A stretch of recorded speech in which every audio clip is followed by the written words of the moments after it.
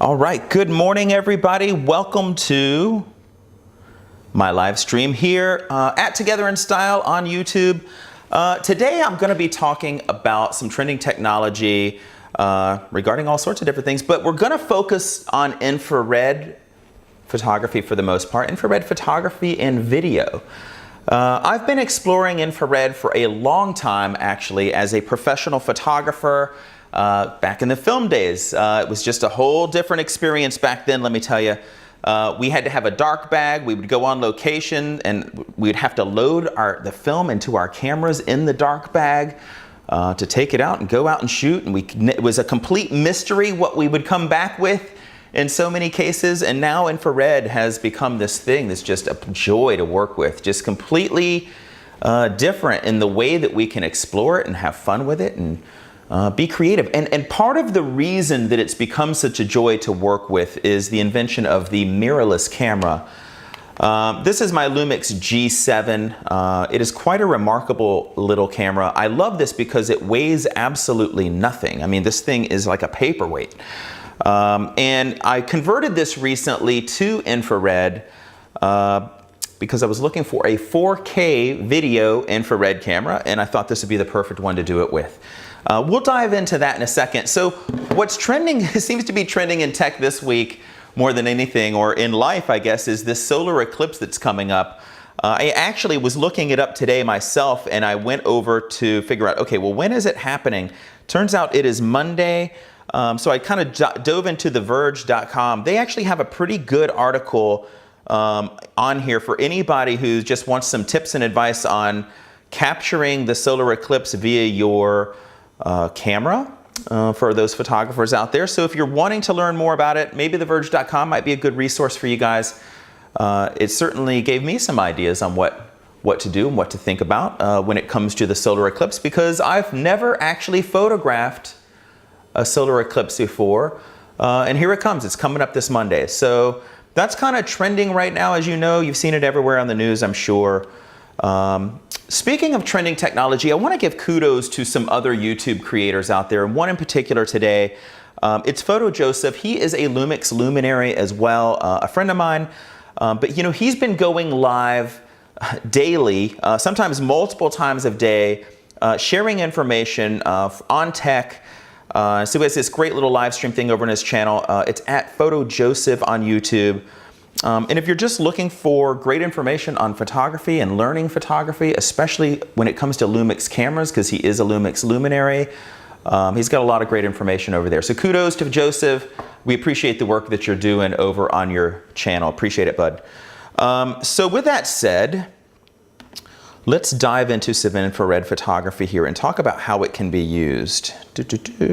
So as a photographer and filmmaker, I do a lot of personal projects, and I have some friends in a local band here, and I was looking for some infrared footage, and this came up, and it showcases a group of friends of mine that I've known forever. I actually play in a band with these guys now, and it also features my buddy Tommy Dow, who we lost to cancer last year. So it was kind of a pleasure to find this footage and revisit it, because it warmed my heart, and I just was thinking about Tom when I watched this. And they came to me and said, God, you know, we would love to do some new photos for an album that we're about to release and come out with. We'd love for you to do the photography for us. And I'm like, guys, let's do something different. Let's create a music video, and I'll shoot it in infrared, and it'll be just something completely different and out of this world unique. So I'm going to give you just a glimpse of that here on the computer to show you how it came out and give you kind of a little talk about what we did. So we're diving in. This is color infrared. Actually, let me change the audio mixer and bring in a little bit of audio. I'll cut my...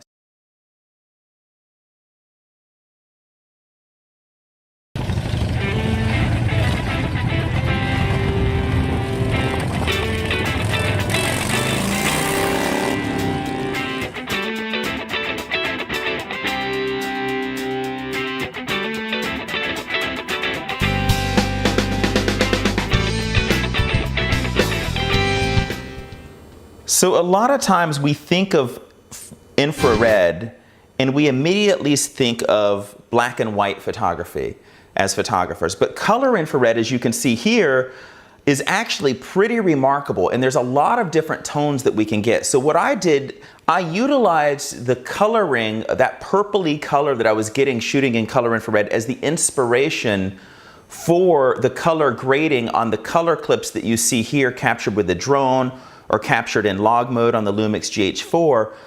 I kind of pulled in that tonality from the infrared and matched the color in Final Cut Pro so that it would all blend together and work in harmony together. And so it's not just about black and white in my thought and mind. A lot of times I'm thinking in terms of color infrared and how can I use that creatively as well.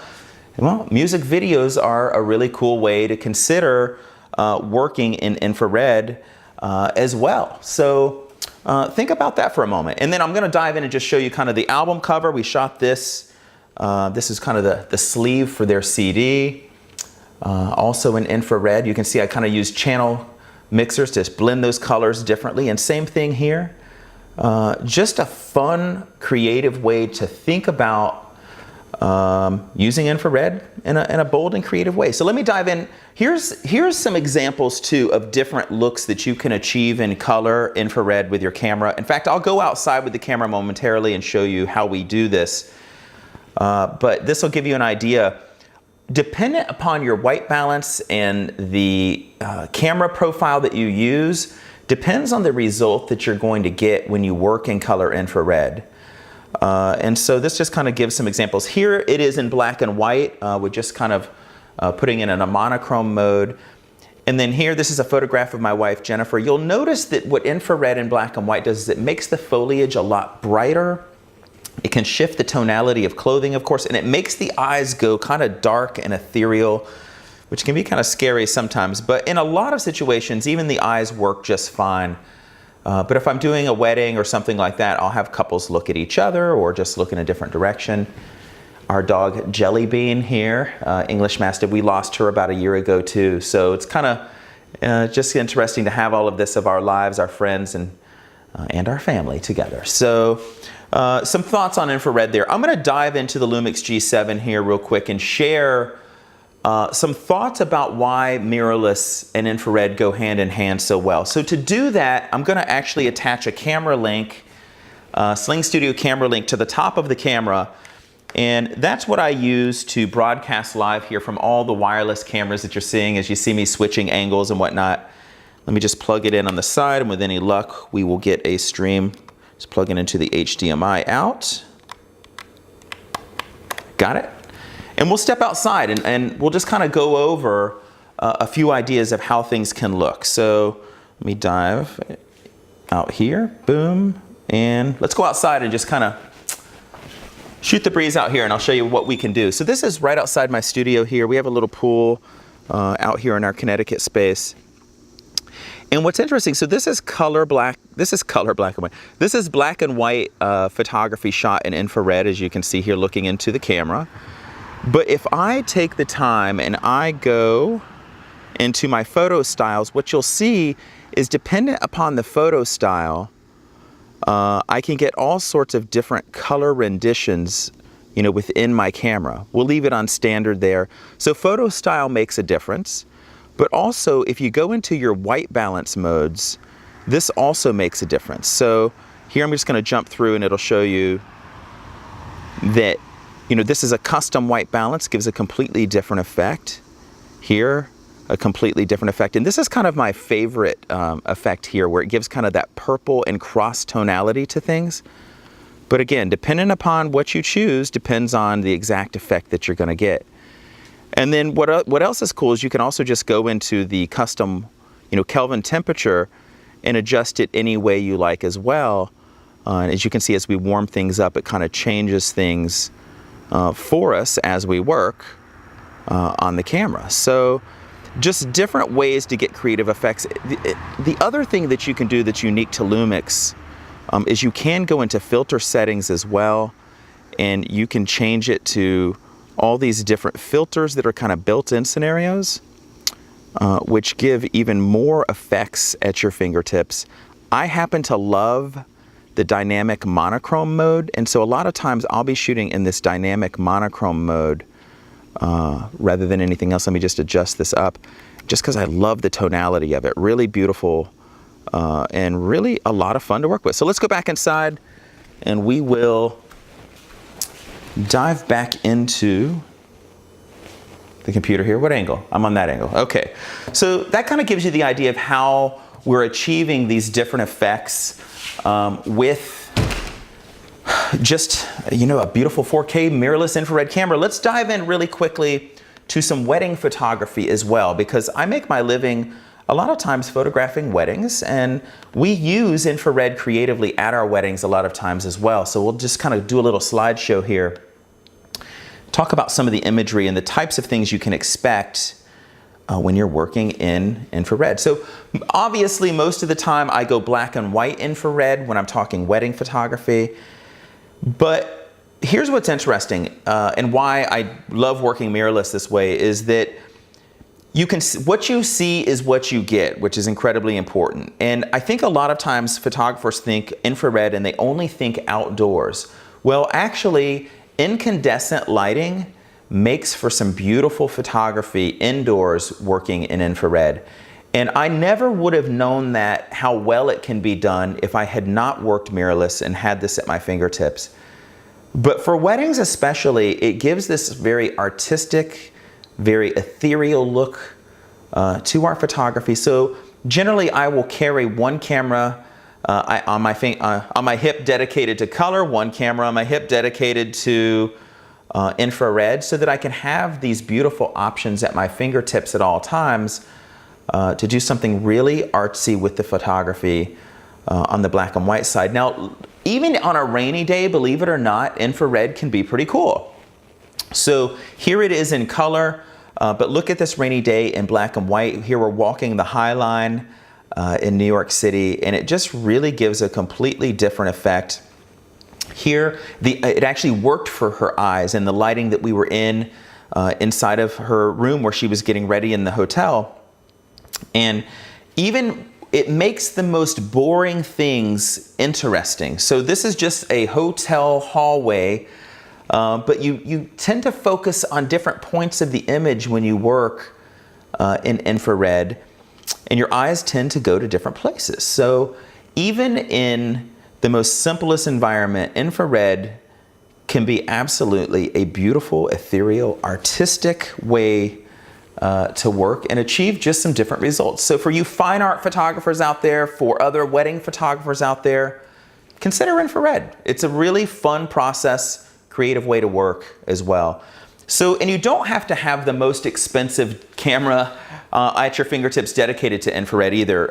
Let me just share, you know, this Lumix G7 is priced at such a point that it's just ridiculous. Let me dive in here. I think I pulled it up on B&H, if I can find it. Nope, don't need that. Yep, there it is. So, you know, over on B&H, I pulled it up and I was shocked myself. There's a $200 instant savings right now.